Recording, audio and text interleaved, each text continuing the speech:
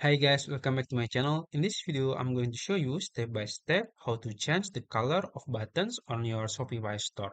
So it means it will change also your buy button, which is will be so crucial. So you have to be careful about that. And so first you can go to your Shopify dashboard and then go to your themes here. And after that, make sure it's down here, the current theme, and you can just click customize here. And then as you can see, this is my Shopify homepage. So I will change it to products here, default product, and this is my product page. As you can see, this is the color. I will change it by go to your left side and click theme settings, and then go to colors.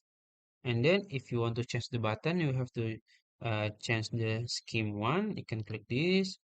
And as you can see, if you zoom in, as you can see, there is a solid button background. You can change it.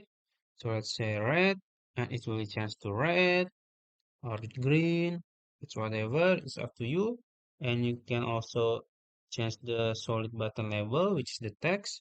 Let's say you want to change it to red, and the text will be red like this. And you can also change other, so you can, explore it. So yeah, that's it. If you found this video helpful, please like this video and subscribe to my channel. Thank you.